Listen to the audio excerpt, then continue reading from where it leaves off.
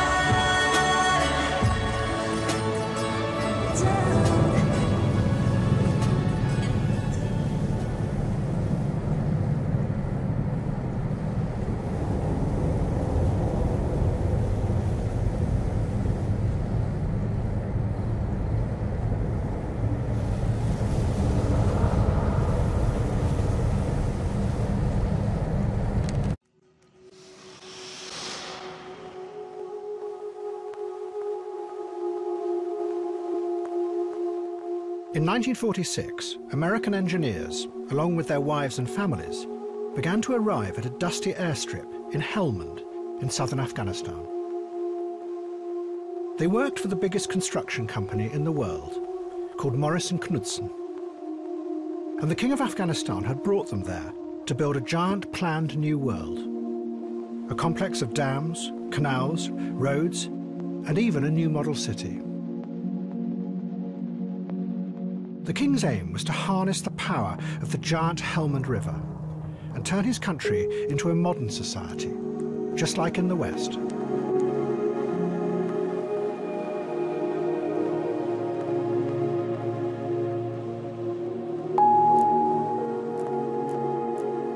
The Asiatic Kingdom of Afghanistan is located roughly 10,000 miles from either coastline of the United States, almost directly on the opposite side of the globe, westward from China, beyond the Himalayas.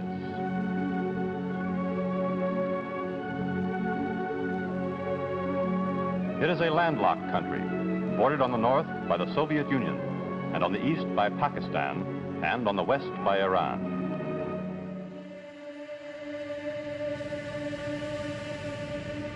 The king was called Zahir Shah, and he often came to visit the project.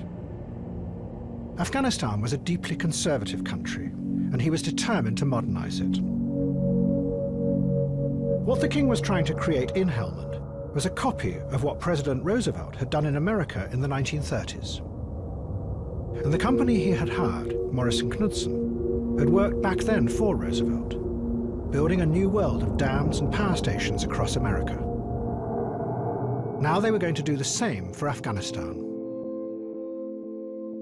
The engineers and their families lived in a complex of houses around the king's country palace in Helmand. It became known as Little America.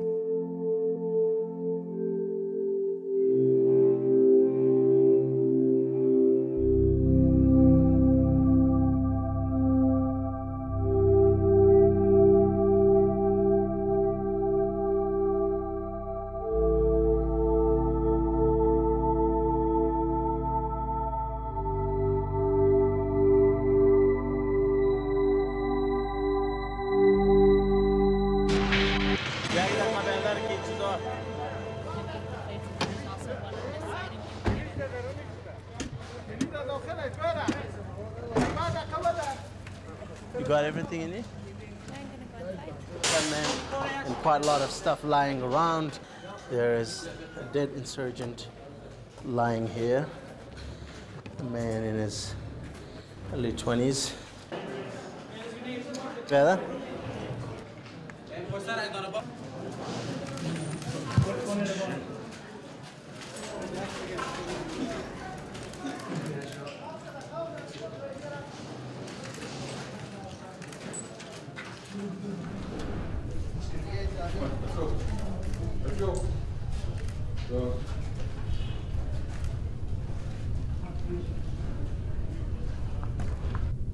نمیارد خودت جنگک میکنی تو وقتی چی گپ داد بیرون چی گپ دو بچه چی گپ شد دو بچه وقتی ماتیم داد بیرون فایده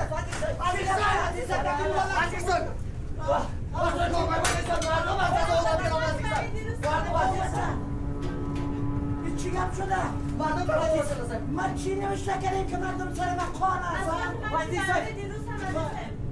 Okay, I'll follow you in. Off you go. Yeah. Okay.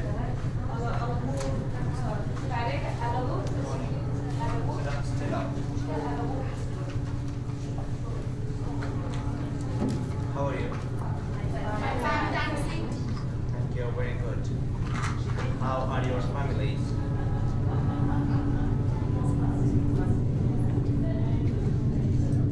Yes, come.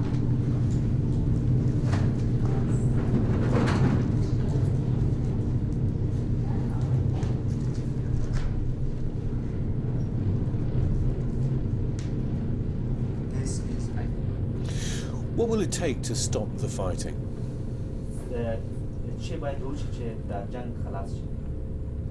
جنگ موږ په هغه وخت کې د دوی سره خلاصولی شو چې د امریکا ځواکونه دې باید د افغانستان څخه ووځي.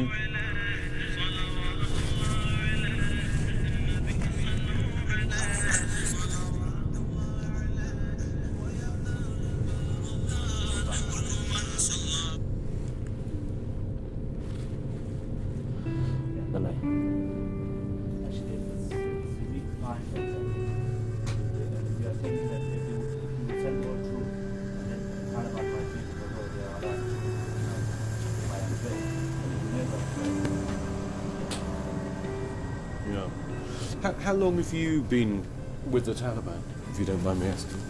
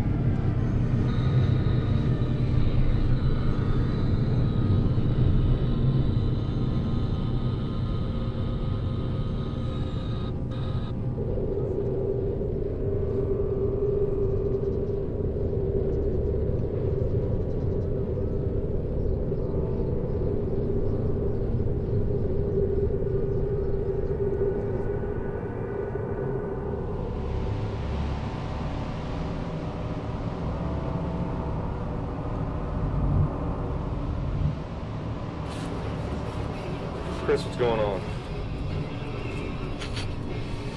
All right, wow. Let's go, wow.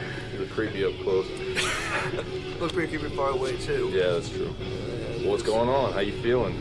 I'm feeling pretty good right now. It's been a pretty exciting day. Yeah, getting kills out here. We did get some cases. Today, just for documentation, today was the day we went against order, and we shot anyway. And we killed like a whole bunch of people. 24 unapproved rounds. Yep. 24 unapproved high explosive mortar rounds. That's about 40,000 pounds of death right there. Yup. Yup. Fuck Yep. it. Looks like a raven here almost. Yeah, all I gotta say, actually, you know what? I do have something to say. Let's hear it. I love the fucking Marine Corps. I know many of you. I know many. We got you on camera saying it. I know many of you don't, but what we did today. Hey, we need born killers like you. We're all born killers.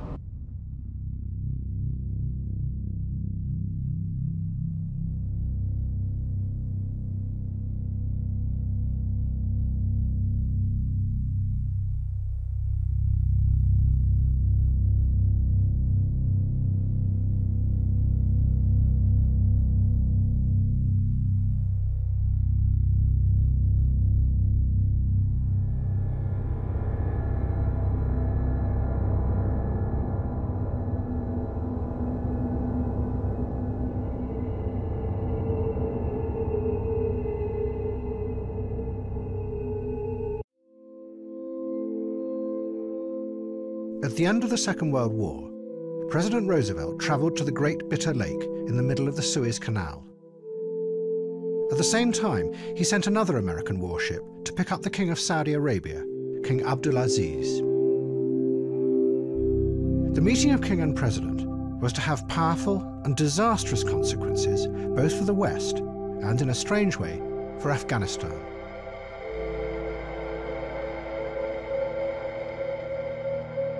Roosevelt was dying, but over the last 13 years, he had used his power on an epic scale to transform the world. After the Wall Street crash and the terrible depression that followed, Roosevelt had taken charge.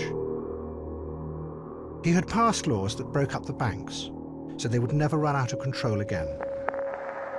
And he had rebuilt America with a series of giant dams that brought electrical power and employment to millions of people. And he had planned and fought a world war against Germany and Japan.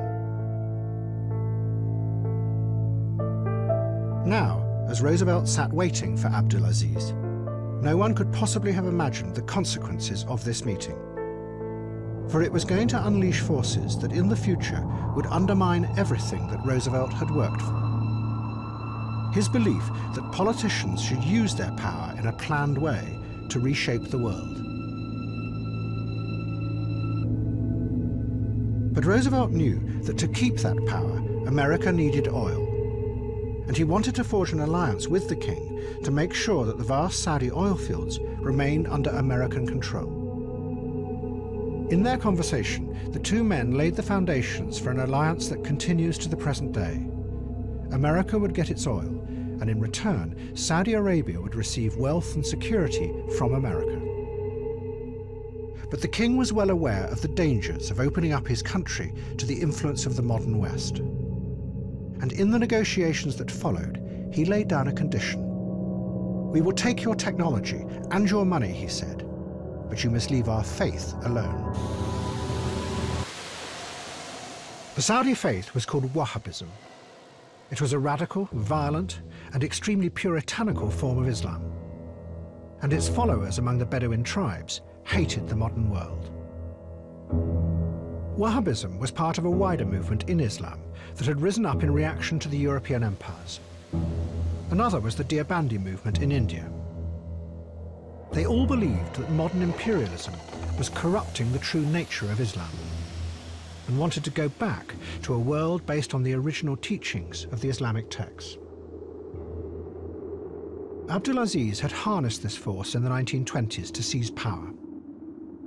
But he had unleashed something that didn't want to stop. The Wahhabists wanted to go on and create a caliphate across the whole of the Arab world. And to stop them, in 1929, Abdulaziz machine-gunned them. He ruthlessly killed the warriors who had made him king.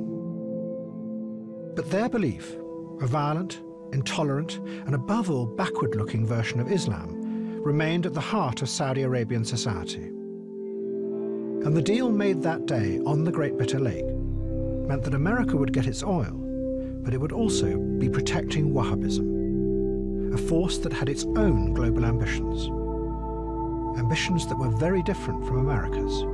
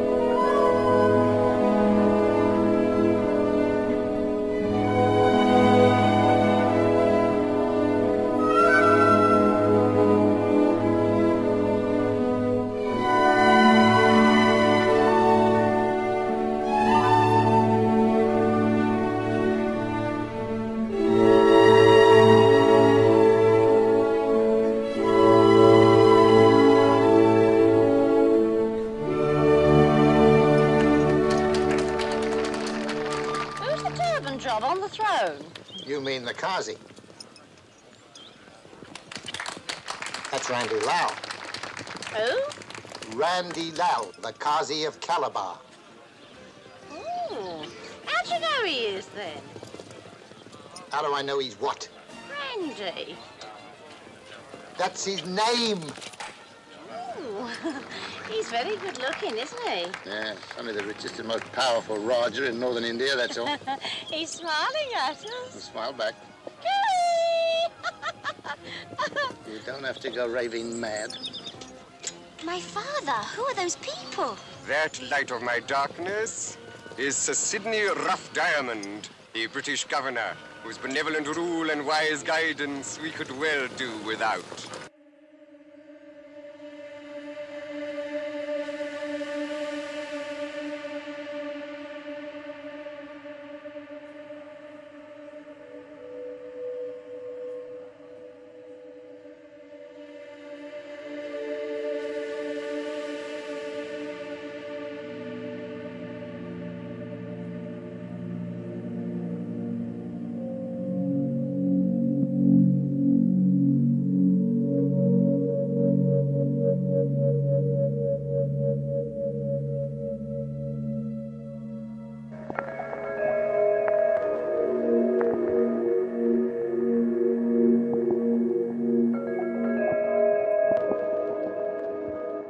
By the mid-1950s, the American engineers had built the giant dams that were going to create what they called a new wonderland of vegetation and power in Helmand.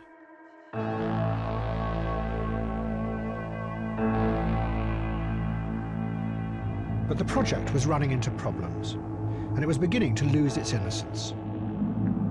As the giant dams were completed, they had an unexpected effect.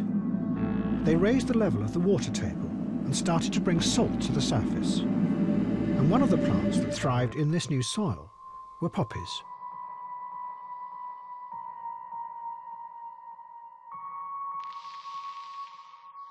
Some of those leading the project said they should stop. But the American government stepped in and insisted that they should continue. Because by now, the dams had become a central part of the struggle with the Soviet Union. All sides in the Cold War began to compete to offer Afghanistan bigger and better schemes to modernize the country. Afghan politicians exploited this ruthlessly. The Prime Minister, Mohammed Daoud, spent his time traveling the world, playing the countries, Russia, America and China, off against each other. Daoud wanted to use the modernization as a way of consolidating his power. Afghanistan was a fragmented country. Power was divided between ethnic groups and tribes. Daoud was a Pashtun, and he saw how the dam project in Helmand could be used to consolidate the Pashtun grip on the whole country. He persuaded the Americans to make the project even bigger, to turn it into a giant piece of social engineering. Thousands of Pashtun nomads who spent their time roaming the border area with Pakistan would be settled in the new farmland created by the dams. Daoud presented it as just another innocent piece of modernization, and the Americans happily agreed. What they didn't realize was that they were unwittingly being sucked into Afghan power politics. Not only was Daoud increasing Pashtun power, but he was sowing the seeds of bitter rivalries over the division and ownership of land in Helmand.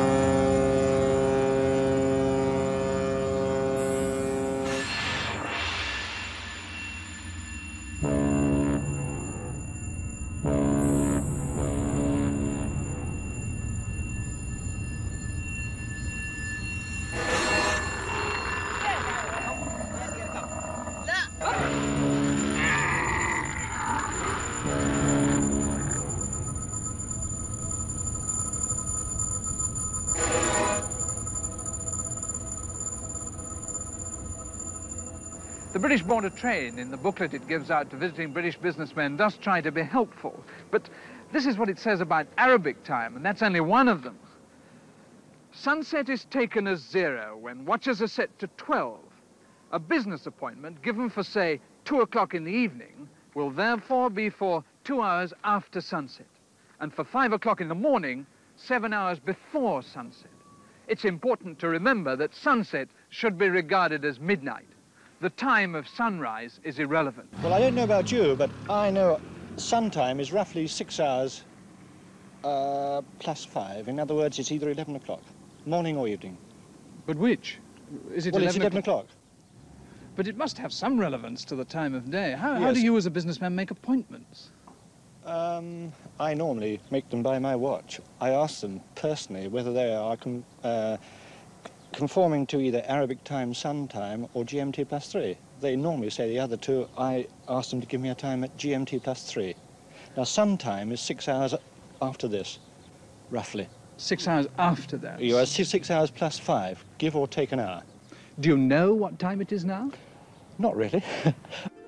In 1964, King Faisal became the new leader of Saudi Arabia. Faisal set out to modernize the country.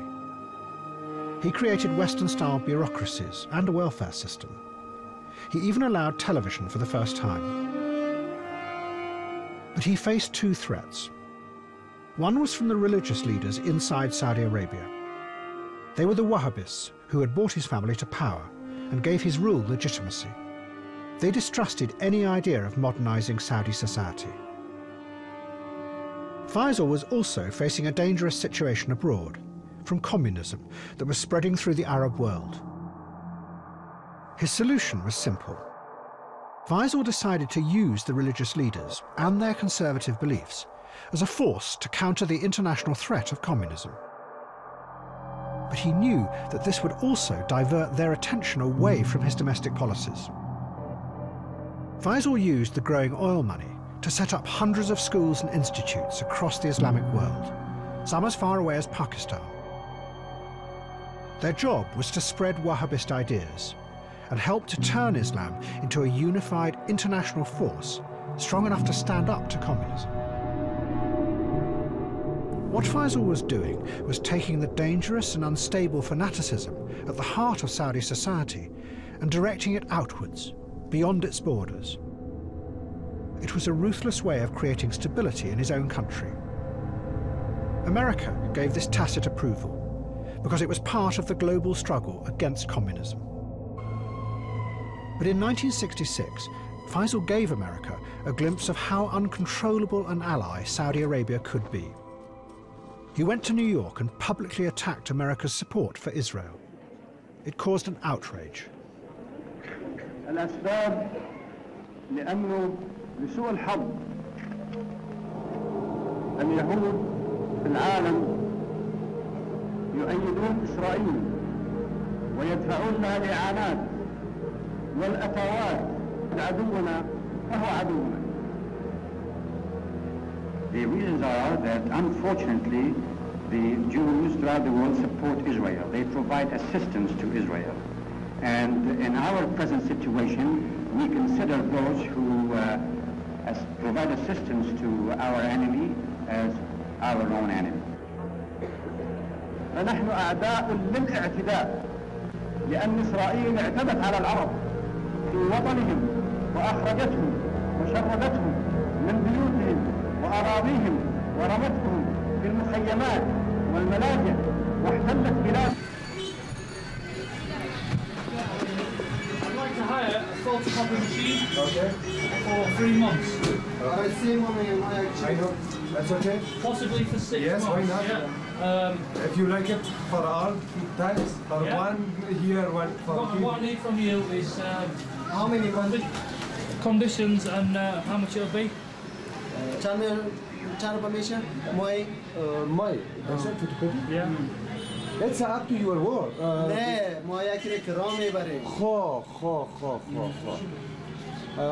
Do you have a lot of all that tuner and developer? Yeah, we want you to maintain it and service it. Okay. اینا که هست فوتوکاپی ماشینش میخواین همراه کاغذاش از پیشتون میخرن دیگه از پیشتون رنگش میخره هر چیزش نه صرف کرای ماشینه کرای ماشینه و دیگه چیزا رو که میدین باز sir we'll buy paper from them the color from them the others are for rent. It's okay? Yeah. Can you give me the price for 3 months, possibly for 6 months? Yes. The contract must last for 3 months. Okay. برای 3 ماه کرا بده. یک ماه $500 باشن کرا بده میتونیم. $500 per month. $500 per month. Per month. It's very expensive. We can if you have, if you bringing in here, you can set in here. I will copy for you. No, we want to take the copier away.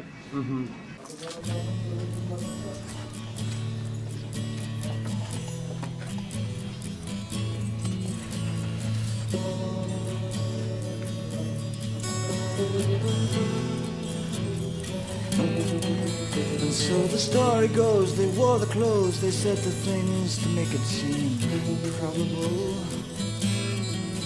We live a lie like the hope it was.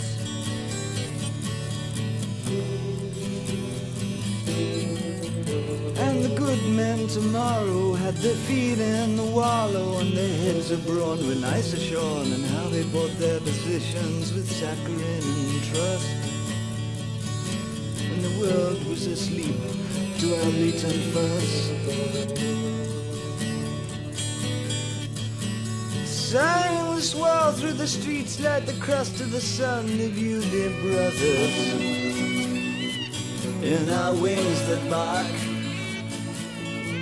flashing teeth of brass,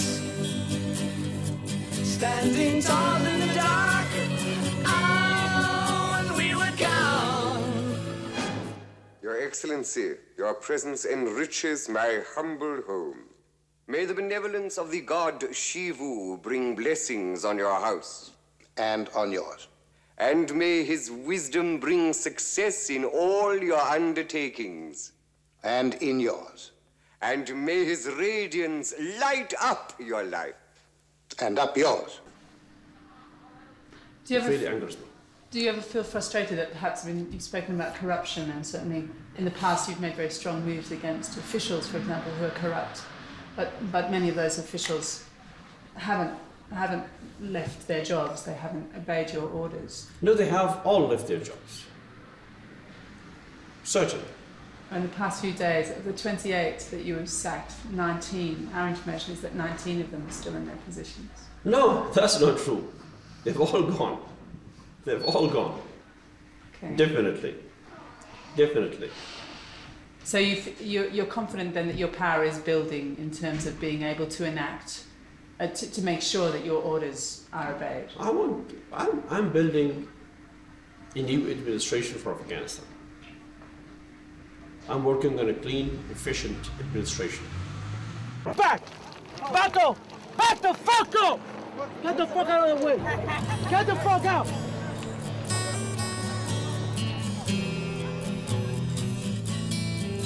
I was stone, he was wax, so he could scream and still relax. Unbelievable. And we frightened the small children away.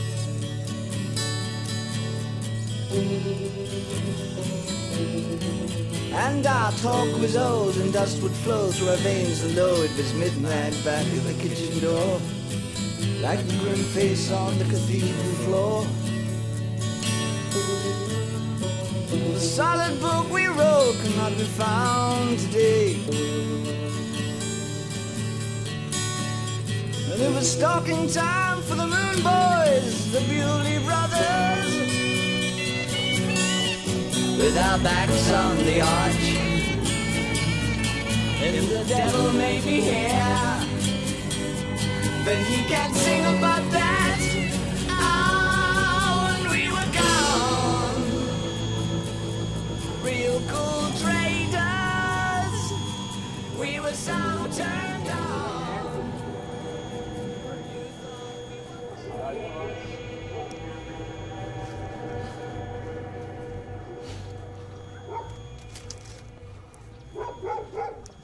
The other day, a friend of Blue Peter's, Angela Mulliner, invited me to help her groom some dogs with very shaggy coats indeed, a pair of Afghan hounds. Take you, don't they? They do. This should be a good spot. You need plenty of space to groom dogs this size, so we picked the park. Their names were Kingsley and Cleo, and I said I'd do Cleo. How often is one supposed to do this?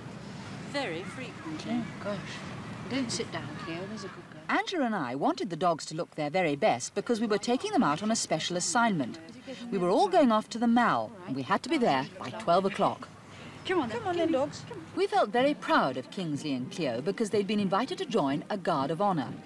Afghan hounds were going to salute their king because for the first time ever, the King of Afghanistan was coming to London. About 20 members of the Southern Afghan Hound Society had brought their dogs along to line the route, and there were Afghans of all colours and sizes.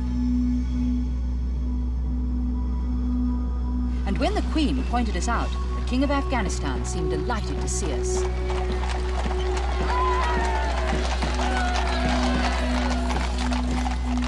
For the first time in their lives, British Afghan hounds were seeing people from their own country, because in the carriages that followed the Queen, there were more people from the Royal Court of Afghanistan. But the ordered world, where kings and queens ruled and dogs behaved obediently, was about to collapse. In 1971, the King of Afghanistan had come on his first ever state visit to Britain. But it was also his last, because his ambitious Prime Minister, Mohammed Daoud, was already plotting against him. And in 1973, Daoud took power in a coup. He declared Afghanistan a republic and sent the king into exile.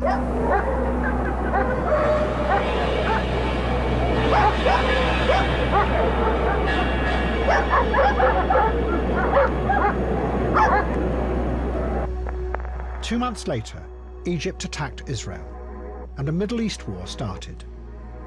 To begin with, it looked as though Israel would be defeated. But the American government came to its rescue, airlifting arms on a massive scale to prevent the Israelis from being overwhelmed. The Israelis counterattacked, and the Arabs faced a disaster. But then Saudi Arabia came to the rescue, because King Faisal realized that his country had a weapon that could stop Israel. Overnight, Faisal raised the price of oil 5 times and threatened a complete embargo unless America forced Israel to pull back. It worked. A ceasefire was agreed, and everyone realized that the balance of power in the world had suddenly changed.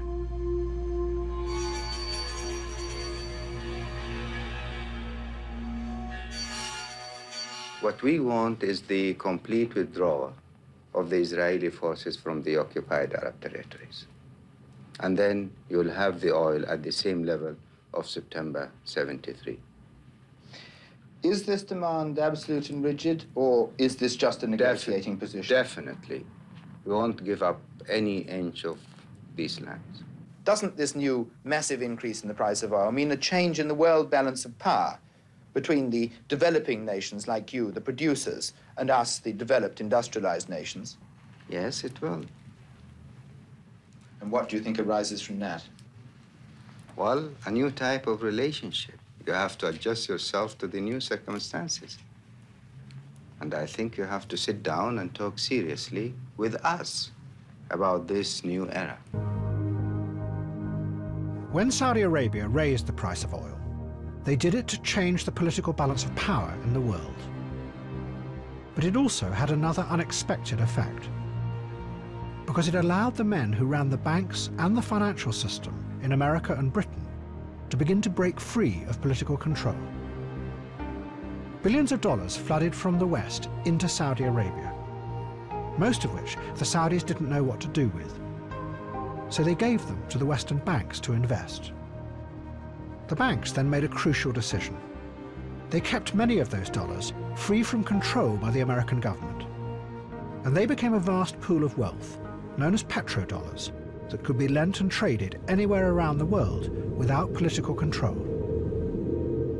As Western politicians struggled to deal with the economic and social chaos that had been created by the oil price rise, their bankers were building a new global financial system based on recycling the Saudi billions. And the banks began to become rich and powerful again.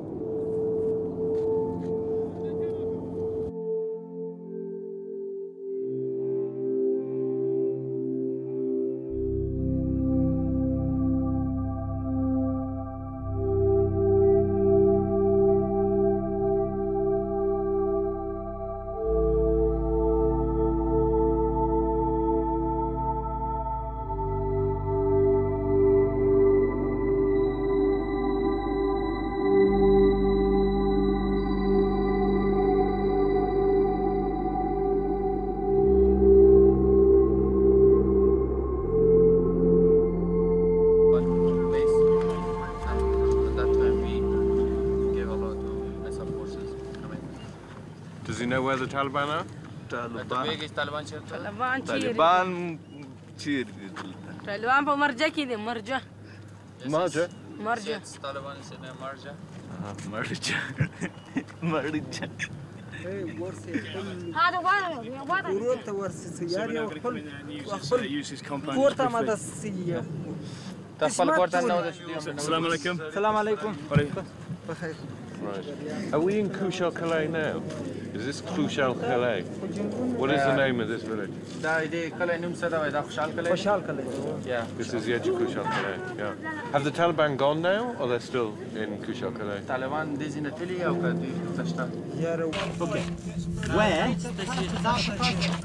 Where has he seen Taliban? Where?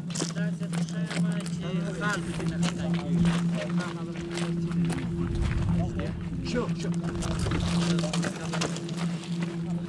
Yeah. How far? Here's the Taliban. Yeah? There. Right, sir.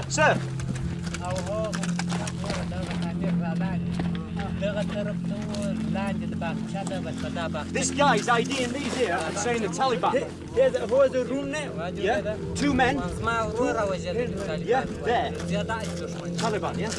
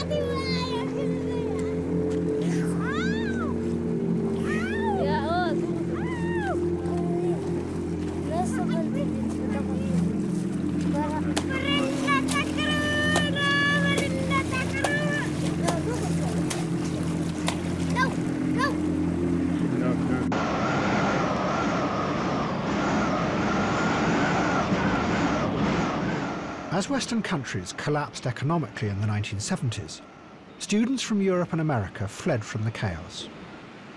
They came to Afghanistan as a land of dreams, a different, innocent world, free of the corruption of politics and money in the West.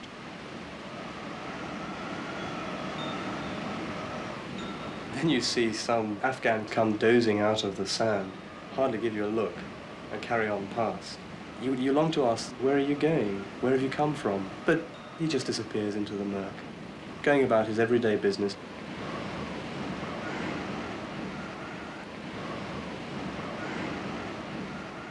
A traveller is someone who proceeds through a country under his own initiative with a certain internal drive to learn, to find out something more than the superficial.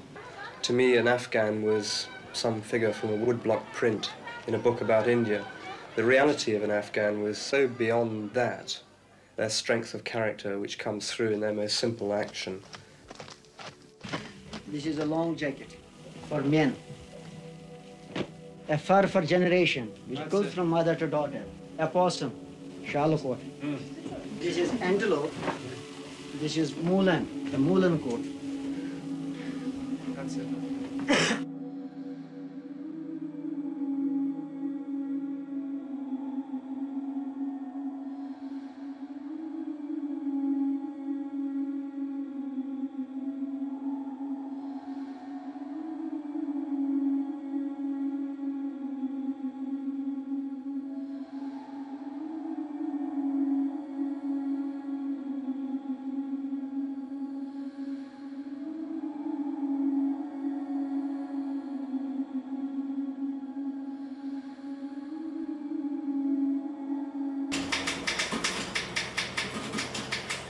But Afghan students still believed in the idea of revolution. Back in the 1960s, many students from Kabul University had been sent to universities in America. It had been part of the modernization project, and they brought back with them radical ideas from the American student left. Back in Kabul, those ideas then got mixed up with other left-wing theories that the Afghan students found in badly translated Russian books about Marxism. And in 1978, they decided to have a revolution. One of the leaders was Hafizullah Amin, And after the revolution, he ordered a film to be made about the role he had played. Amin also starred in the film, playing himself. It shows policemen coming to Amin's house to arrest him. He tries to hide some secret papers. But the policemen take him to jail, leaving his wife and daughter.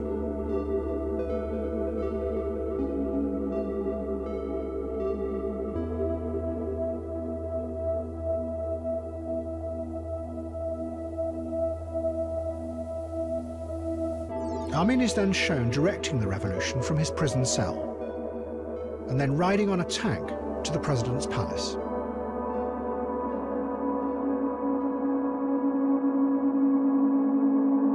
Tanks loyal to young communist army officers now guard the palace where President Daoud ruled.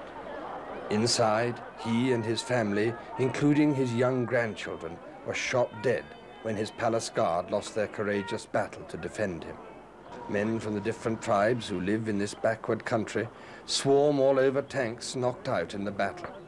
They seem pleased to see the end of the old feudal regime. The revolutionaries gave a press conference. Amin, it was announced, would become foreign minister, and the president of the Revolutionary Council was another ex-student, Mohammed Taraki. Our relationship with all the countries, including Soviet Union, and all our neighbors and throughout the world will be based and depend on the amount of their support to our revolutionary government in political, economical field. Does this mean, Mr. President, that you will be following a strict policy of non-alignment? This is quite correct. The aim of the revolution was to create a new Afghanistan, and parades were held in Kabul to celebrate the radical vision. One of the main aims was to redistribute land fairly, to get rid of a feudal system of landowners and peasants. Every farmer was to be allowed to own their own land, and young revolutionaries from Kabul were filmed going out into the countryside to measure out the new plots, followed by the grateful farmers kissing their new land certificates. But in reality, the land reforms set the seeds for a bitter conflict in Helmand. It made the divisions that had begun with President Daoud's reforms in the 1960s much worse. As the land was parcelled out, families accused each other of stealing the best bits, and all sorts of hatreds and rivalries were born in Afghan rural society. Rivalries that would set village against village, tribe against tribe. And in Kabul, the revolutionaries started to hate each other too. Hafizullah Amin decided that he should be in charge, and he arranged for his rival Taraki to be killed. Taraki was smothered with a cushion. Amin ordered that anyone who opposed the reforms should be thrown in jail or killed. In Helmand, 100 political prisoners were taken up in a plane and thrown into the giant lake created by the American dam. The Soviet leaders in Moscow became terrified that Afghanistan was falling apart, and they decided to intervene. They rang Amin to tell him that they were sending Russian troops to help his revolution. And at the end of 1979, the troops began to arrive at Kabul airport. What the Russians didn't tell Amin was that the troops were also coming to kill him.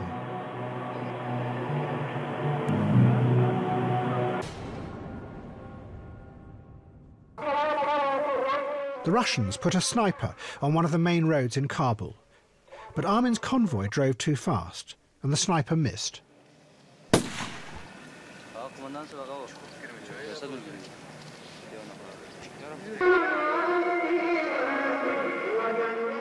They tried again. This time they put poison in Amin's can of Pepsi in the presidential palace. But his nephew drank it instead and died. Amin gave a banquet in a palace outside Kabul. The Soviets smuggled in a chef who poisoned the food. This time it worked. All the guests and Amin fell on the floor writhing in agony.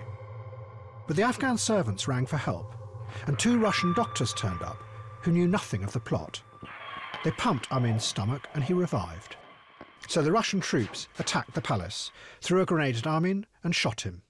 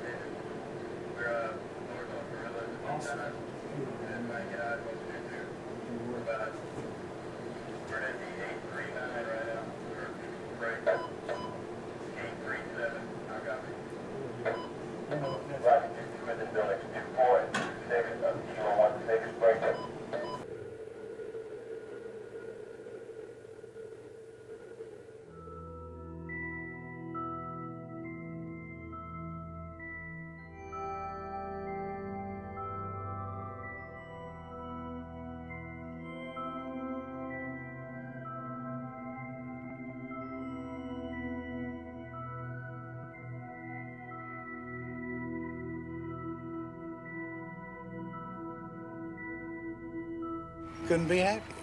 And I'm particularly happy today. Why? We had a very good election last night, and the people came out in huge numbers to vote. And voted a new president, which is the people's choice, and that's democracy in action. And I'm very proud of the people of the United States. Oh, I was thrilled. I think the stock market will go up, everyone will be happy, the economy is going to level off, our international relations will become much more stable. I've worked very, very hard on the election at some of the phone banks, and all of my friends did. We were thrilled to pieces about it. I always have voted Democrat.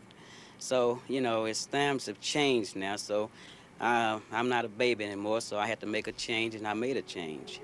And so the right man won. President Reagan simplified everything for America. For 10 years, the country had been battered and torn apart by waves of economic and social chaos. Reagan set out to give the country a new sense of purpose. He took all the problems, even the most complex, and turned them into reassuring moral fables. And abroad, the world he depicted was one where, although good might struggle with evil for a while, in the end, goodness and innocence would triumph. We have it in our power to begin the world over again. It was a vision of the world that over the next 20 years would rise up to possess all of us in the West, both left and right. Conflicts that in the past would have been seen as political struggles were redefined. They became instead battles against dark demonic forces that threatened innocent people. And the role of we, the good people of the West, was to intervene to save those innocents. One of the places this dream began was Afghanistan. America was already helping the rebels who were fighting the Russians. But Reagan increased the aid massively and made it the symbol of his new vision. He even dedicated the space shuttle to the Afghan freedom fighters. Just as the Columbia, we think, represents man's finest aspirations in the field of science and technology, so too does the struggle of the Afghan people represent man's highest aspirations for freedom. Accordingly, I am dedicating on behalf of the American people the March 22nd launch of the Columbia to the people of Afghanistan. But right from the beginning, there was a dangerous, destructive force at the very heart of this project.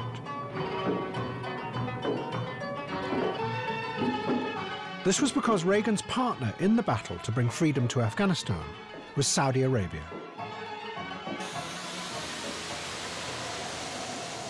The Saudi intelligence agencies worked with the CIA to ship arms and money to the Afghan rebels. On the surface, the Saudis did this because a fellow Muslim country had been invaded by communists. But it was also part of their attempt to export the dangerous fundamentalism at the heart of their own society. In 1979, a group of Saudi radicals had taken over the Grand Mosque in Mecca. For 2 weeks, the authorities had fought running battles with the insurgents.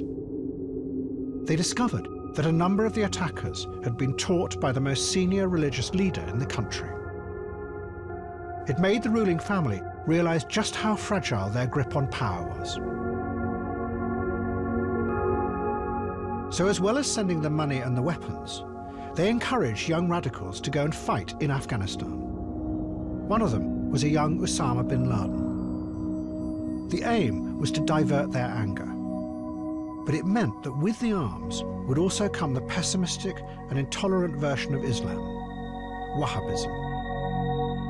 To begin with, these ideas would have little influence in Afghanistan, but they would take hold there and mutate into a dark and violent force that was completely at odds with Reagan's vision of freedom.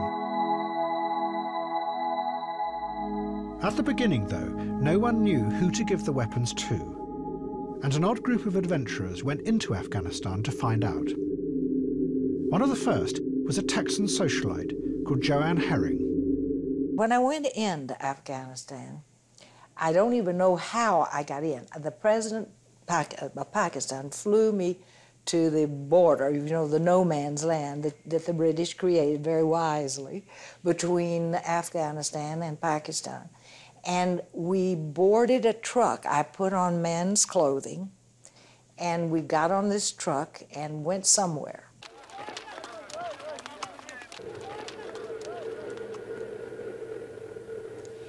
And we went into these camps, and there would be these men with beards and turbans and in rags, really. They had nothing. And there with their 1918 Enfield rifles, and they would stand there and they'd say, "To the last drop of blood." And your heart would just burst. But I thought, oh, what will they do with an unveiled woman coming in here? And I thought, you know, they really may kill me because they might not understand why I'm here. But they did. They were so grateful, so grateful. They said, "The world doesn't know, thank you for coming."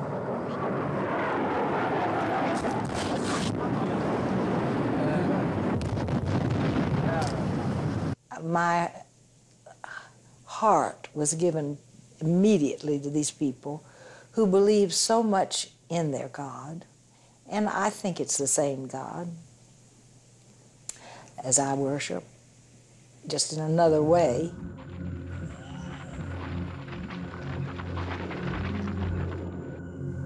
And they would come back, and of course completely exhausted and almost dead, and those who were still alive.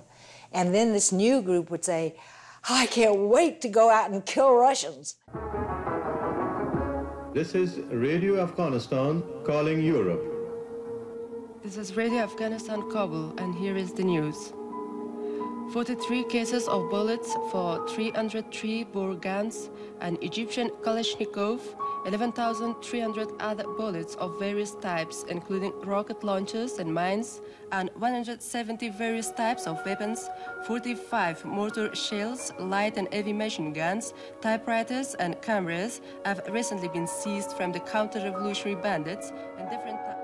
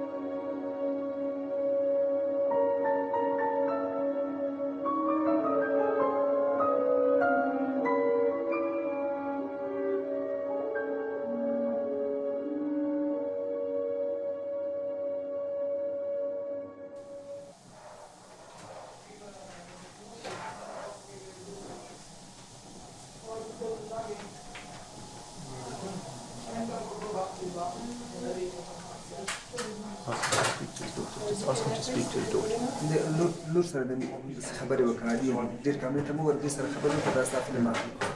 You give the flower.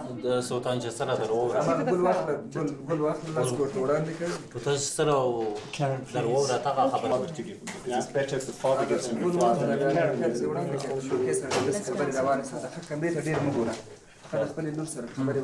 Sorry, Mike, can you just ask him to do it while I'm filming? Just ask him to put it down there.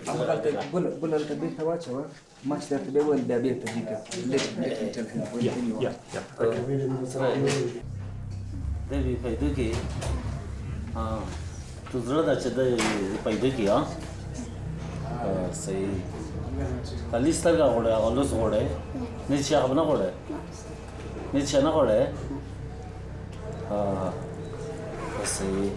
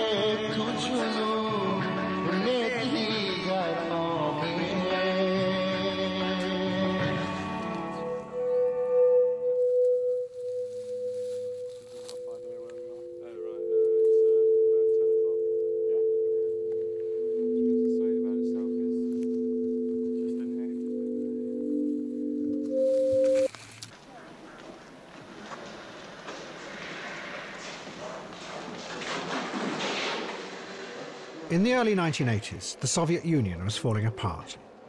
The attempt to create a planned socialist society had failed.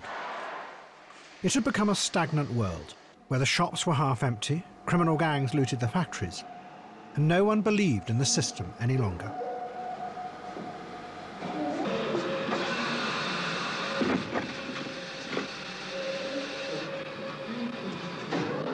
The aging Soviet leaders knew that Russian society was collapsing, but they had no idea what to do.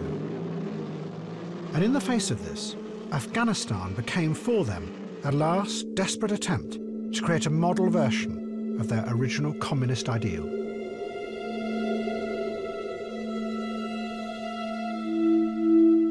Faced with a growing rebellion in the countryside, the Russians took over Afghanistan and installed another student revolutionary as president. He was called Babrak Kamal, and he did what he was told. And as well as the Russian troops, thousands of teachers and doctors came to set up programs and hospitals that were going to transform the lives of the Afghan people.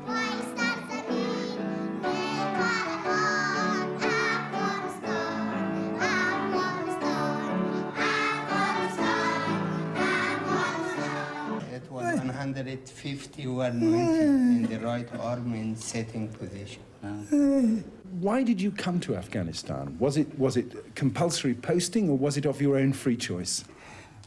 Well, I did come to Afghanistan Okay, I will tell you. I'm doctor. I want to help people, patient. It is the main reason why I come in Afghanistan. Do you satisfied? But it was your own free choice that you came here. You were not It's my sent free, here. only free choice. Only free choice, nothing. And Afghan women were taught to be independent so they could free themselves from the repression of what the Soviets saw as a backward religion. You know, after the revolution, the women in Afghanistan will be same like men. Yes, they are the same. You know what I mean? You know, in society and also in economy and everything. But outside the cities, the Mujahideen rebels increased their attacks. They were becoming more confident and powerful. Using weapons supplied by the Americans and the Saudis, they ambushed Russian convoys.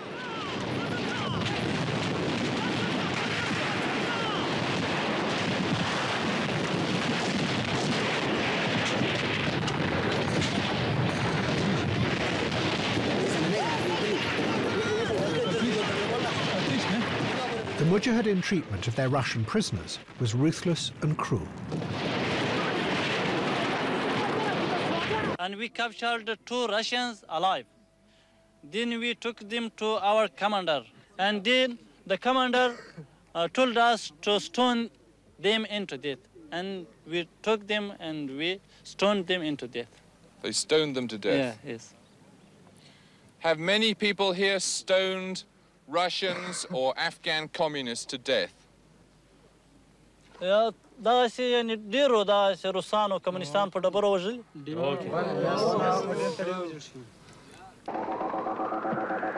In response, the Russians launched search and destroy missions, often bombing whole villages, massacring hundreds of civilians. The war became a vicious struggle, with the Mujahideen using equally brutal tactics. And any idea of transforming Afghanistan began to slip away, and the Russians retreated into the cities.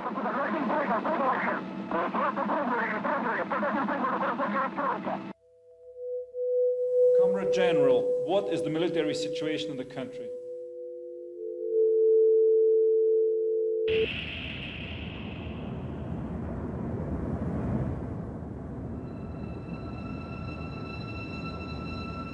But the rebels came into the cities and began to kill the Russian civilians. They hid bombs in everyday objects that exploded the moment anyone used them.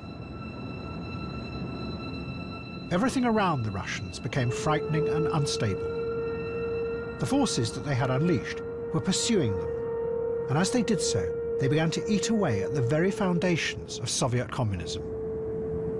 One of the bravest and most honest of the Russian journalists in Afghanistan was Artyom Borovik.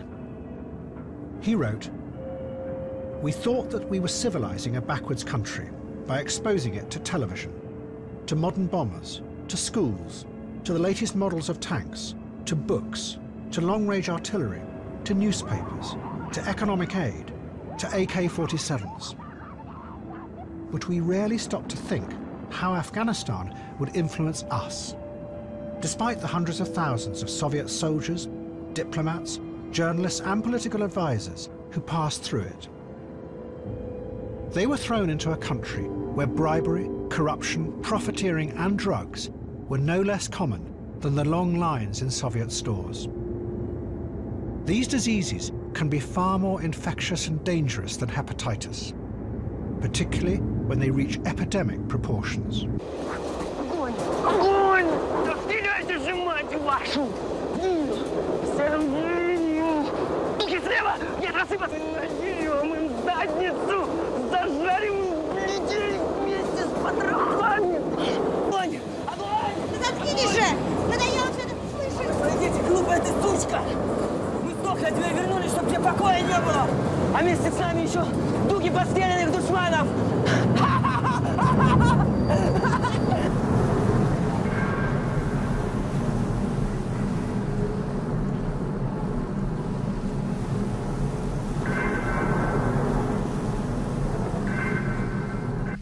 Borovic said that the Russians resembled the astronauts in a famous Soviet science fiction film called Solaris. The astronauts find a planet covered with a giant ocean that seems to be conscious. And to try and influence the ocean, they bombard it with X-rays. What they don't realize is that the ocean is irradiating them. It is playing back in the astronauts' minds memories of the past, but in such a vivid way that they begin not to trust anything that they think or believe.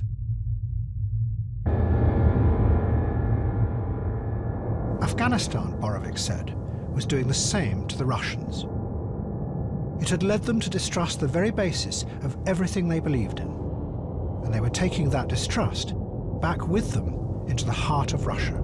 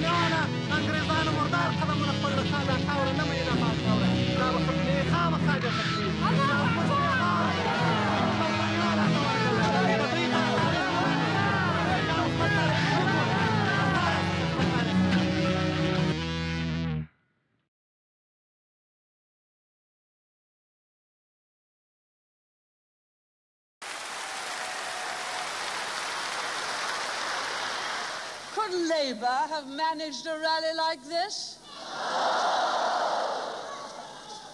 Well, in the old days, perhaps, but not now, for they are the party of yesterday, and tomorrow is ours. The massive increase in the price of oil imposed by the Saudis had caused economic and social chaos in the West. Governments had struggled to deal with it, but they had failed.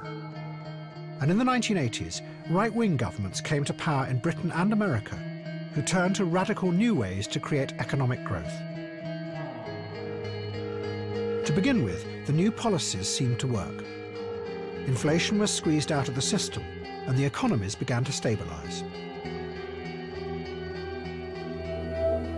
But then there were other unexpected consequences.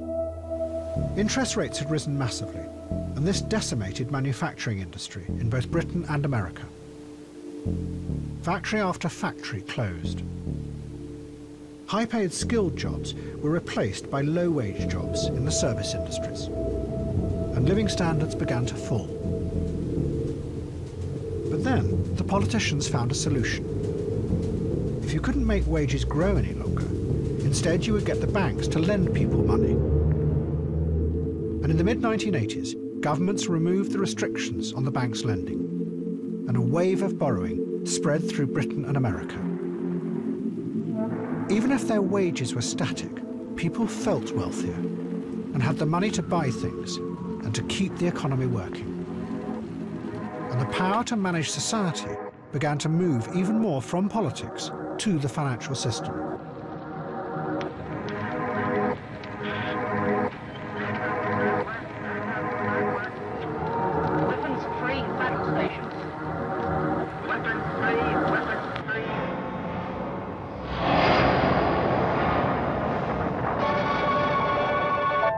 But there was one industry in Britain that had survived, and in fact was growing. It was the arms industry and its vast trade with Saudi Arabia. But rather than strengthening the politicians' power, it undermined it further through corruption. The King's train was 20 minutes late arriving in Victoria Station. It was delayed while a suspicious box on a bridge over the track was checked and found to be harmless. When he eventually stepped onto the platform, it was to a full royal welcome. Through the 1970s, British arms companies had signed more and more contracts with the Saudis. And they became a central part of a new industry that was run from the very heart of the British government. We're in the Ministry of Defence in Whitehall. Behind these doors, there's a room which few people apart from Arab sheikhs and other potential foreign customers have ever set eyes on before.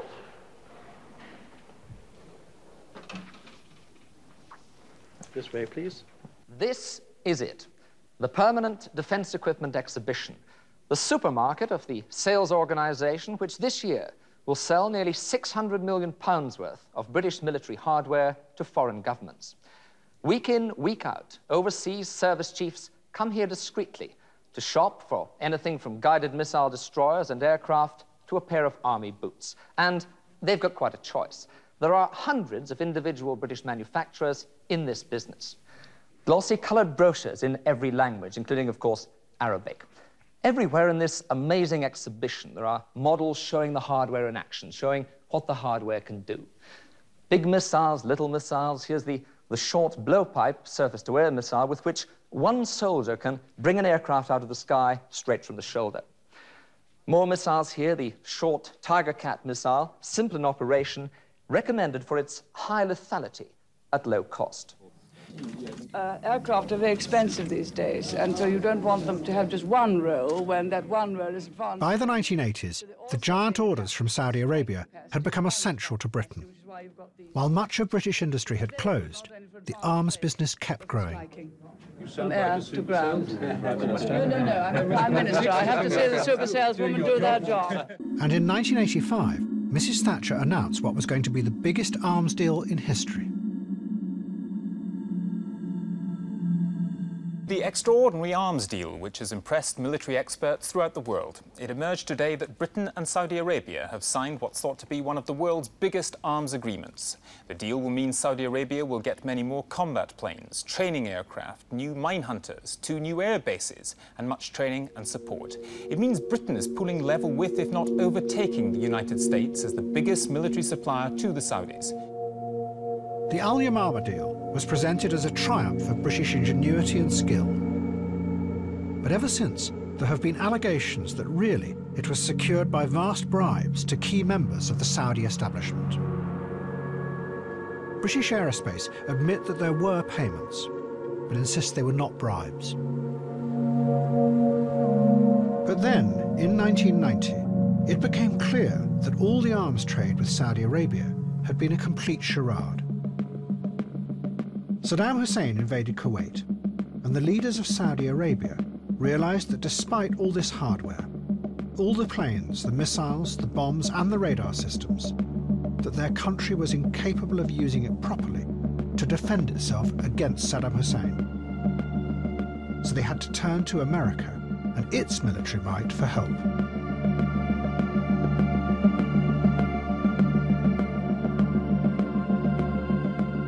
At my direction, elements of the 82nd Airborne Division, as well as key units of the United States Air Force, are arriving today to take up defensive positions in Saudi Arabia.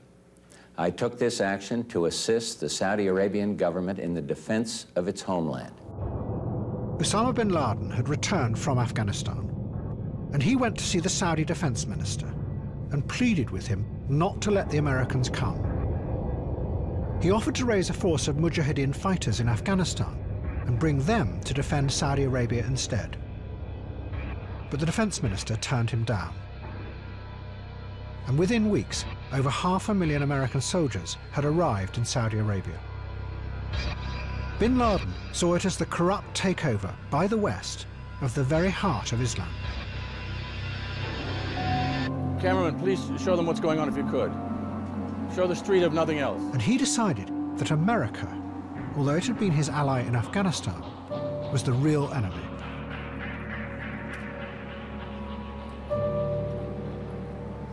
Show them the sky if you could.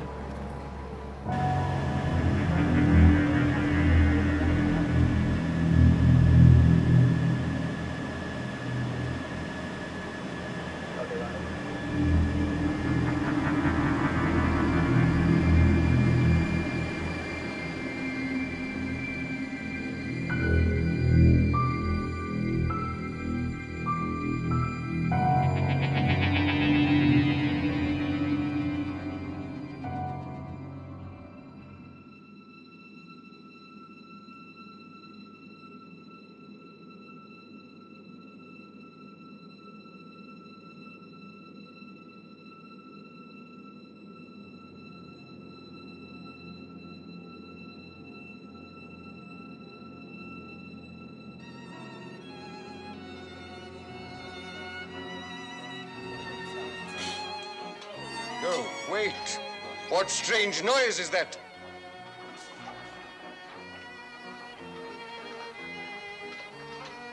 What trickery is this?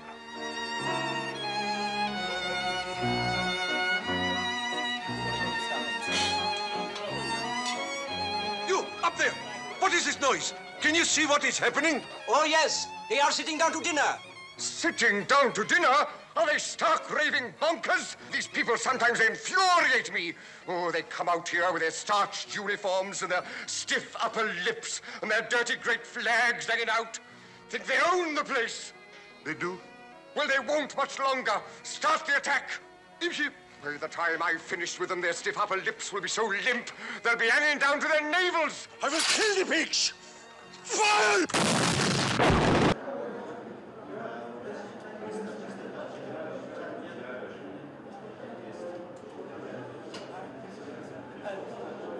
I'm not denying that I'm not a mullah. I'm a mullah in a mosque, not with the Taliban.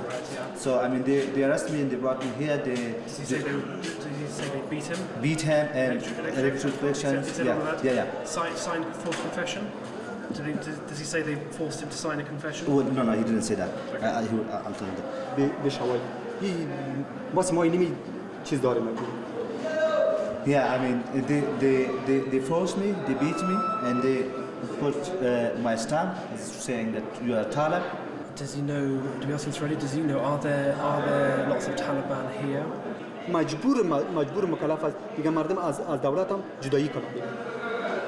Well, I mean, as I told you before, it's 90% of the people who are here, they came by the name of Taliban here, but they are not actually Taliban.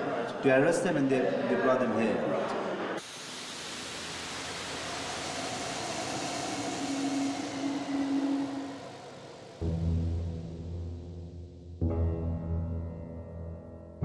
When the Russians left Afghanistan, the different Mujahideen groups turned on each other and began a vicious struggle for power. Kabul was completely destroyed as the different groups fired thousands of rockets indiscriminately into the heart of the city. And Kabul became a living hell.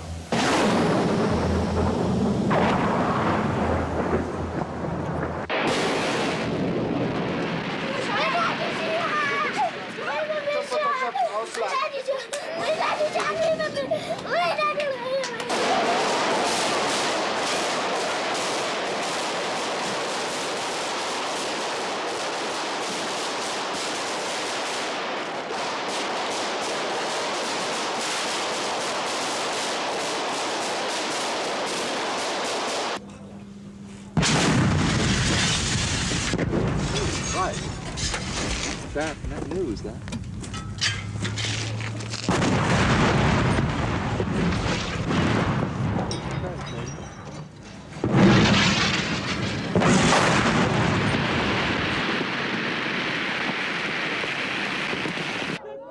The Mujahideen leaders transformed. They became brutal warlords, tearing the country apart. The Americans had stopped sending any money or arms, so to fund themselves, the warlords turned to the heroin trade, and they began to export more and more opium to the West. The poppy fields of Helmand became the center of a multi-million-dollar business, irrigated by the dams and canals built 40 years before by the American government. Out of the chaos came two extreme and violent reactions. Both ruthlessly simplified the world, and both, although they were completely contradictory, were rooted in Wahhabism, the intolerant fundamentalism that came from Saudi Arabia. One was the Taliban. They started as a group of students in religious schools in Pakistan called madrasas, where many Afghan children had gone to study. They became the core of a revolution that spread rapidly through Afghanistan. Hello? Hello? Single Morana. Zamunga Samadri, Salam Fadat Kusata. Delta the Darlum Talibandi. There's a Rutana Sabarak Darzi. The hand and a misnishim, the hand, but the man were fully Kanigawa. إذا لم يكتبون الأسرى يسمى عليهم بكون امتحان تبع إن شاء الله من يوم فاصلة جد. سبقت بقى سواء كوي أنت بستدي وغيره بس كل شيء. بستدي من وقت لا بيجي أكثر بستدي بكون امتحان تبع إن شاء الله. Although they were in Pakistan, most of the madrasas had been created over the previous 20 years by money from Saudi Arabia. They were part of the massive effort that had been started by King Faisal to spread fundamentalism throughout the Islamic world. And the ideas that the madrasas taught were very close to Saudi Wahhabism.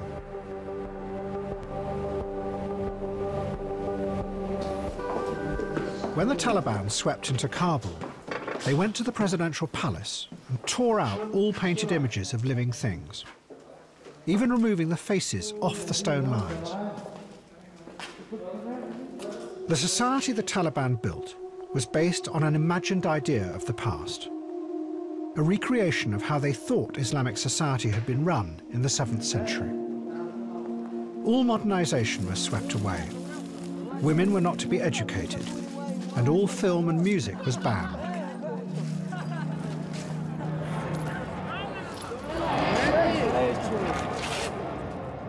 And even the bodies of dead communists were dug up and burnt to cleanse and purify the land.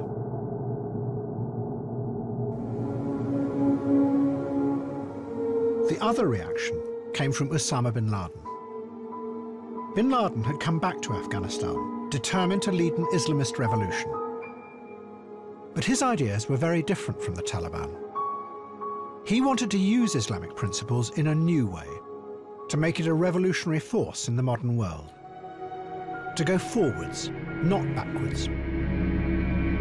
But the problem was that these ideas had failed to capture the public imagination, not just in Afghanistan, but throughout most of the Islamic world.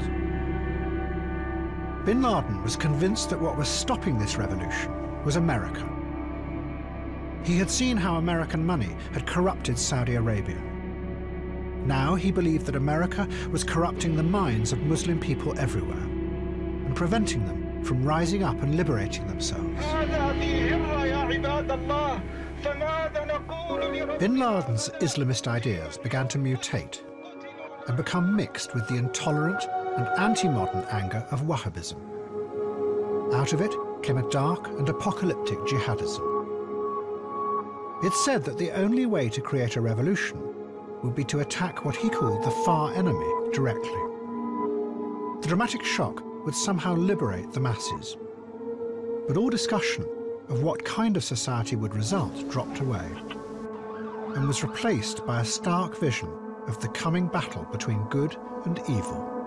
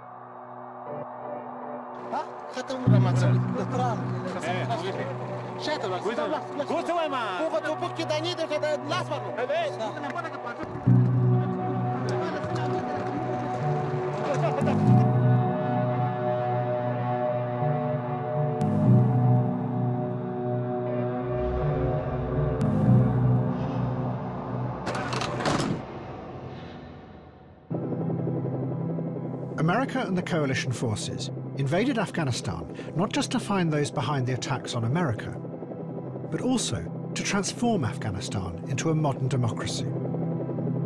It was a grand plan, but the logic behind it was simple. If the innocent people of Afghanistan could be liberated from the evil forces that had terrorized them, then they would become free individuals. And out of that, a democracy, like those in the West, would grow naturally. Tens of thousands of Americans and Europeans would pass through the country over the next 10 years. Soldiers, diplomats, experts, political advisors and journalists.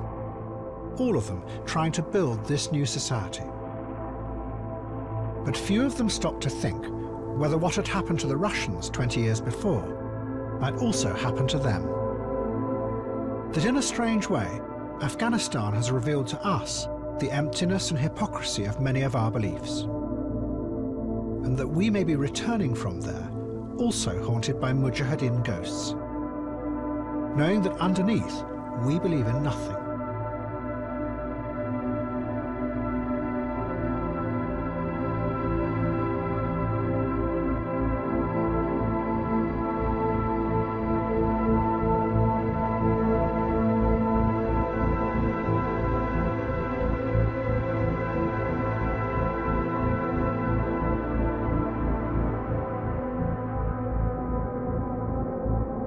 After the shock of the attacks in September 2001, the greatest fear was that the American economy might collapse as well.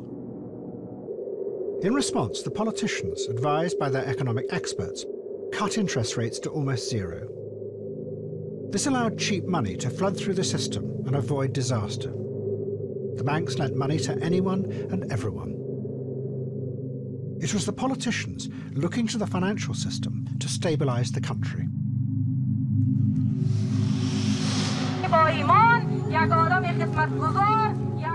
At the same time, thousands of experts and advisors flooded into Afghanistan. Their aim was to transform the country into a modern democracy. This optimistic vision of a future Afghanistan was celebrated in the Kabul Stadium. It was the same stadium where the Russians had celebrated their new model for Afghanistan 20 years before. Last year, we think that we never can be alive again. We will die. But now we are thinking that we are alive again, and we are too happy. And also from America, that they help a lot. We are very appreciative of them. Thanks a lot. I think now everything is normal. The man and woman can work in one place. No any different between them, and I think everything is going to good day by day. And this is our school. That's your school board. Yeah. Okay. All kinds of groups came to Kabul to help the project. It was like a snapshot of what those in power in America and Britain believed made democracy work. As well as the obvious lessons in how to organize elections and conferences on how to stop the narcotics trade, young Afghan students were also given lessons in how to make conceptual art.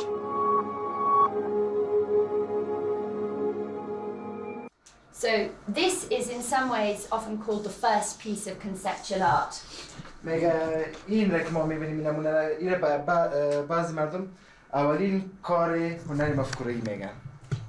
anyone know what it is? I don't expect the ladies to know. Exactly. An artist called Marcel Duchamp, who's very important in Western art, put this toilet in an art gallery about 100 years ago. It was a huge revolution. Are you ready to see how it is used?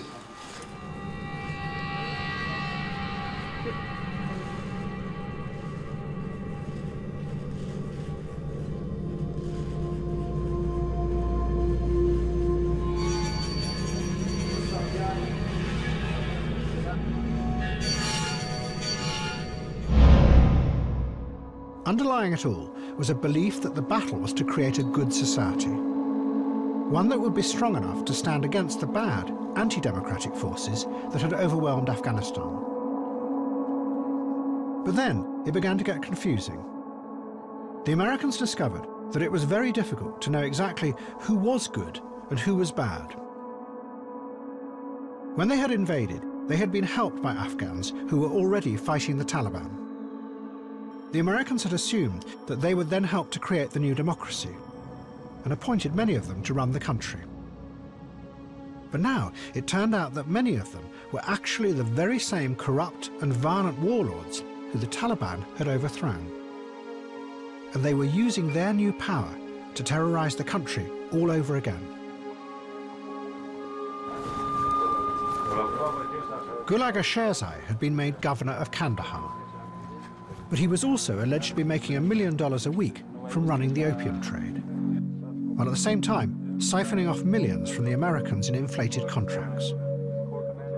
When President Karzai was persuaded to remove Sherzai, he simply made him governor of another province. But he was not alone. Throughout much of Afghanistan, the warlords had returned to power. But this time it was worse.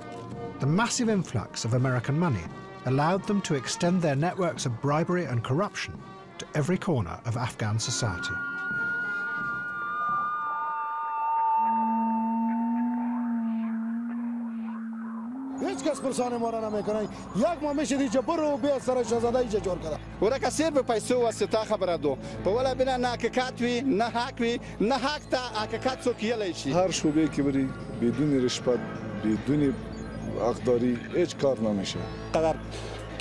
که ظلم دل سا هم قسم میکنه مستقیما گفته به $18,000 تو تمام میدیم و کارت جور میکنه چرگی بود افغانی رو مسئلهش بود علی گفت دلار هر کس نداره.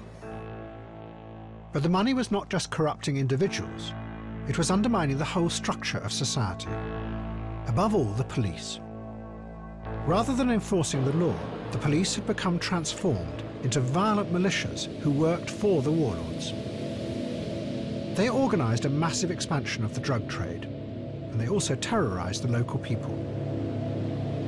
Ordinary Afghans came to hate the police, and they saw them as the enemy.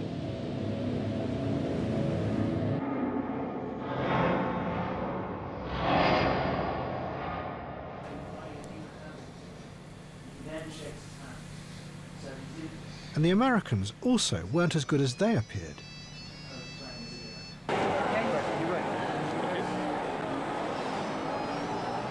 Jack Adema had been portrayed as a hero, working with the US Special Forces to hunt down bin Laden.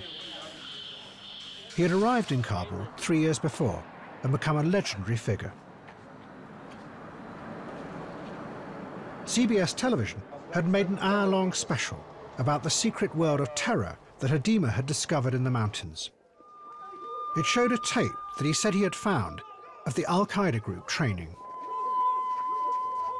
But then Adema was arrested. The Americans said that he was a fake. He had nothing to do with them and had conned CBS. They alleged that Adema had a dungeon hidden underneath his house in Kabul where he tortured innocent Afghans.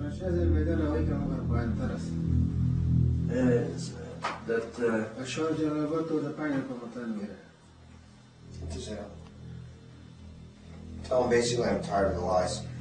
Where's his village? In 3 minutes, he'll be dead.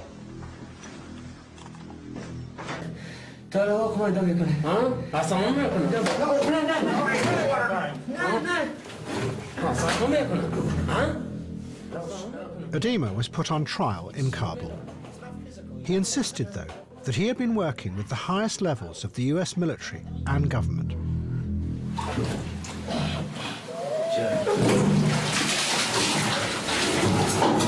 I know how long to do these bastards. Jack, who are you working for, man? We were working for the U.S. counterterrorist group and working with the Pentagon and some other federal agencies. You were working with U.S. knowledge, with U.S. government knowledge? We were in touch with the Pentagon sometimes 5 times a day at the highest level, every day. How do you feel about being sort of let go by the Americans? Fucked. use that quote. Well, there you go. That's the quote, my dear. This government and our government knew every single thing we were doing. Jacodema was found guilty and sent to jail. But then it got even more confusing, because reports emerged that the real American military had been doing exactly the same as Jacodema. They had set up a special torture center in an old Soviet hangar at Bagram Air Base. Ordinary Afghans were shackled to the ceiling and subjected to all kinds of violent abuse. But they went further than Jacodema. The reports said that 2 of the victims had been tortured to death.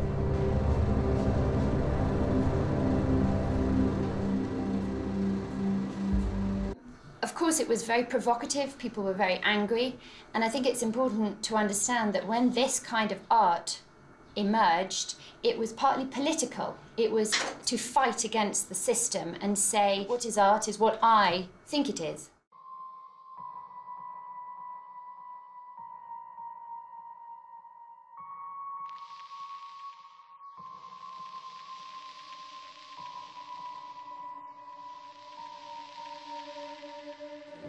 One of the biggest concerns we have is about the civilian casualties that took place because of the result of cluster bombs. Okay, that's fine. Okay, is that fly gonna? I can hear it actually. You can, can't you? It's a blowy. It's a blowy. Fuck off. It's a bug. Yeah. Go. This is an interview about casualties, so it's going to be one more. Speaking of civilian casualties. Jesus, wet.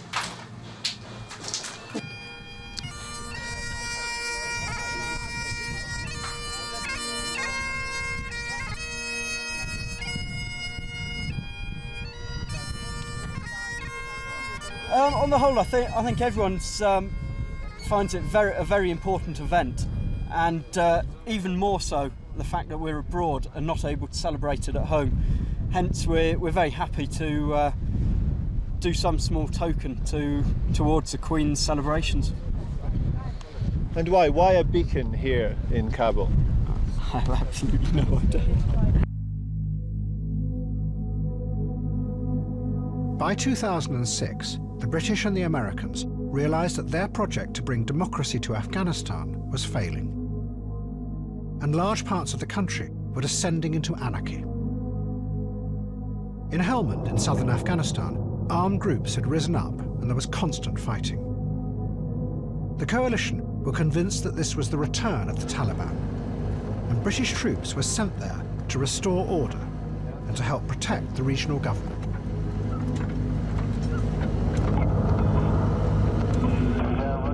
But when the British commanders asked the Ministry of Defence for information about what was happening in Helmand, there was none. There weren't even any satellites looking at it. They had all been moved to look at Iraq. The one thing they did know was that they were going to the very heartland of the tribe that had decisively defeated the British 125 years before at the Battle of Maiwand.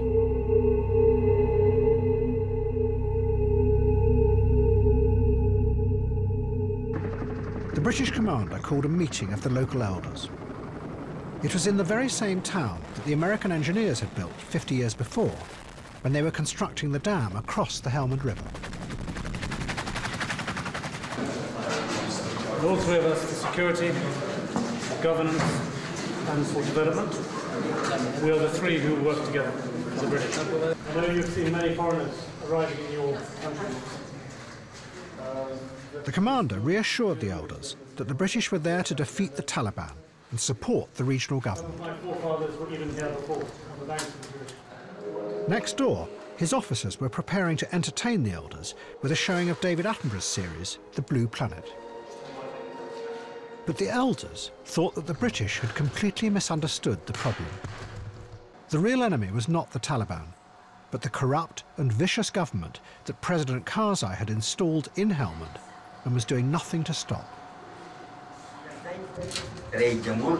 Afghanistan की सारे में इदारा जोड़न the सारे में इंसानां कसर कालते से पास से हमने अपने से रख सकते सारे इंसानां माबेन वजूद रहने until Mr. President Karzai doesn't bring a good governance, the security situation will be the same. If you are here for 100 years, it will be not good. Once he brought good governance, good people to the government, then we have hope that security-wise will be changed. The elders left without watching the Blue Planet.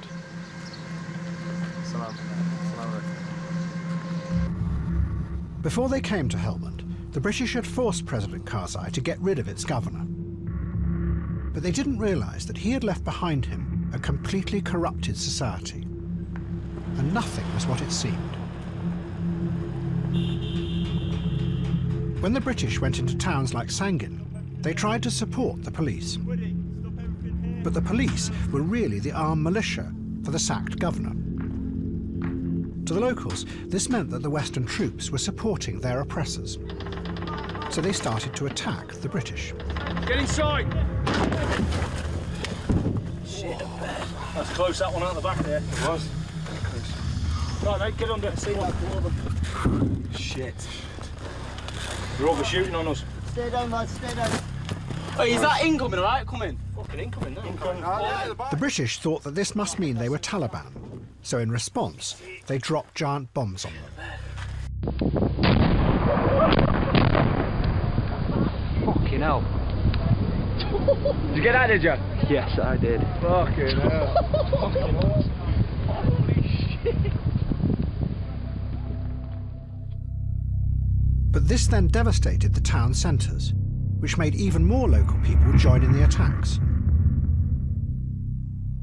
Seeing their chance, the real ideological Taliban, who were now based in Pakistan, flooded back in, and they started attacking the British too.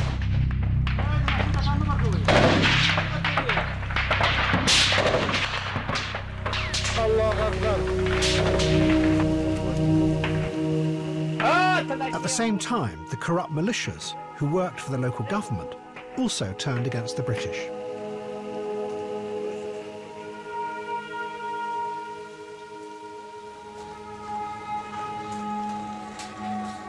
Faced by the chaos, the British still clung to their simple narrative of good and evil. They, the Western forces, were good, and all the different groups who were attacking them were Taliban and were bad. But this extraordinary simplification had terrible consequences, because if you were an Afghan and wanted to kill a rival, all you had to do was go to the British and tell them that he was a Taliban, and the British would obediently wipe him out.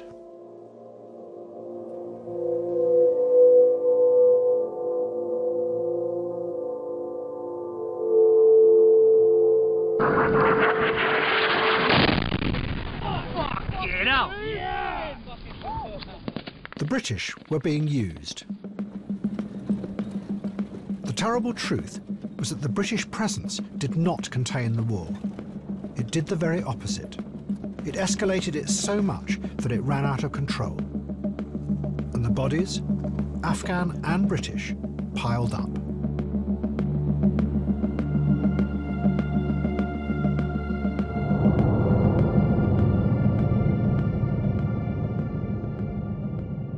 The dynamic was one of manipulation. They understood how we saw the conflict. They presented their local group conflict, their civil war between groups that had been going on for 35 years. They presented everything in that dynamic. So they came to us and said, those people over there are Taliban. And we went, okay, and we went off and dealt with them. But actually we were dealing with their previous enemies, so we were just creating more enemies for ourselves. And you ended up in a downward spiral where, because everyone was manipulating us, we ended up fighting everyone. And then in return, everyone who fought us immediately became Taliban. The way that we decided whether you were Taliban or not was whether you were firing at us.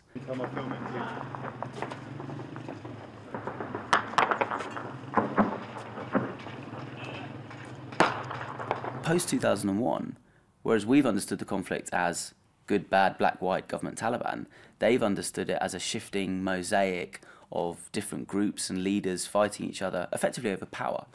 And the currency of power in Helmand is opium. That's largely what the conflict's about.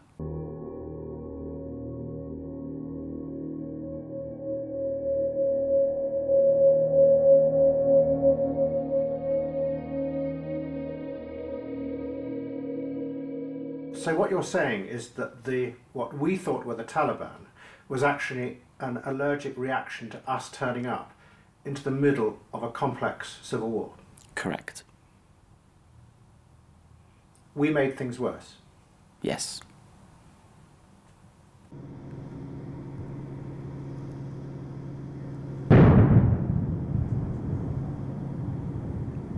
Where was that? That's over there on the left. Oh, for fuck's sake.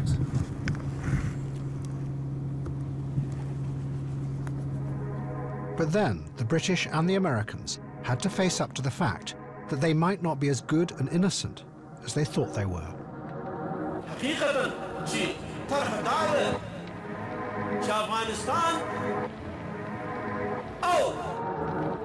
In 2009, the presidential elections were held. Hamid Karzai stood and allied himself with some of the most powerful warlords. But there were allegations that the warlords rigged the vote on a massive scale.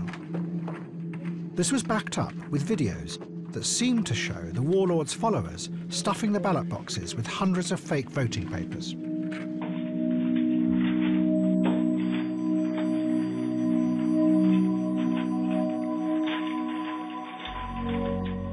The coalition tried to rerun the election. But Karzai's main opponent refused, because he said it would be even more corrupt. So the British and the Americans had no choice but to abandon their great dream of a real democracy in Afghanistan.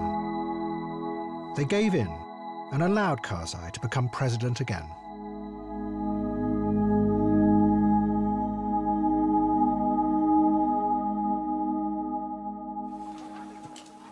I still don't trust that fella. Things look rather bad, sir. What are we going to do? Do, Captain? We're British. We won't do anything. Till it's too late. Precisely. That's the first sensible thing you've said today. Thank you, sir. No, gentlemen, as always, we will carry on as if nothing was going to happen. This morning, the Federal Reserve, with support of the Treasury Department, took additional actions to mitigate disruptions to our financial markets. Today's events are fast-moving, but the Chairman of the Federal Reserve and the Secretary of the Treasury are on top of them and will take the appropriate steps to promote stability in our markets. And at the very same time as their simple plan was falling apart in Afghanistan, the politicians had to face a crisis at home. They had given power to the banks because the bankers and the financial technocrats had promised that they could hold the economy stable. But in 2008, the whole intricate system of credit and loans that the banks had created collapsed. And there was growing panic as giant financial institutions faced bankruptcy. The politicians in America and Britain stepped in and rescued the banks. As they did so, they began to discover that most of the major financial institutions were also riddled with corruption. But unlike President Roosevelt in the 1930s, they didn't then try and reform the system. Instead, they simply propped it up by literally pouring billions more pounds and dollars into the banks, hoping that this would somehow spread through the economies. They had no other idea.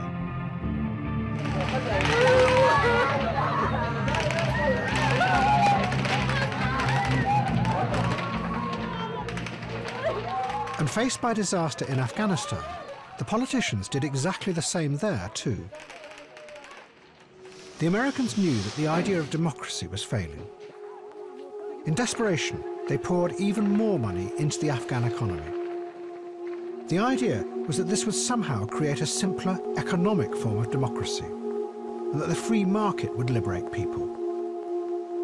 They would become model consumers, following their own rational self-interest, just like in the economies of the West. And in an odd way, it worked. Many of those in charge of the money did behave in their own rational self-interest. They simply stole the money, smuggled it out through Kabul airport, and used it to buy luxury properties in Dubai. During this period, it was estimated that $10 million a day was being taken out of Afghanistan this way.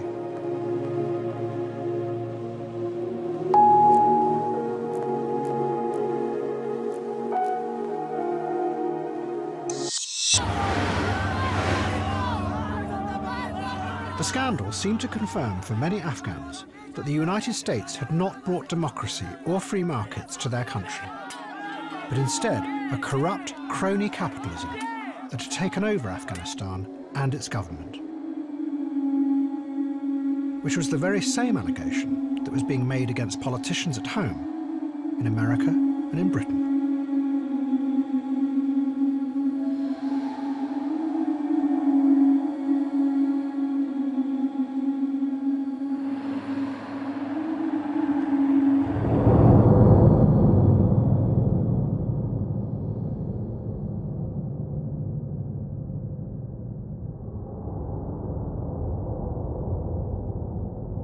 At the end of 2014, British soldiers left Afghanistan. All the bases were wiped out, as if nothing had been there. Even the war memorials were packed up and taken back to Staffordshire.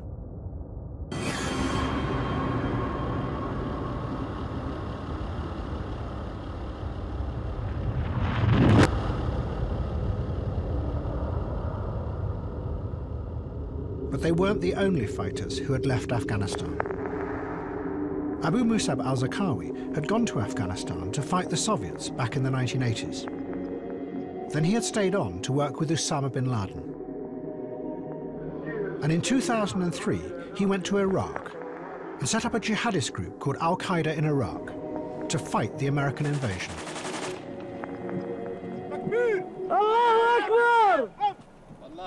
أمريكا في العراق بسلاحها بعون الله تعالى.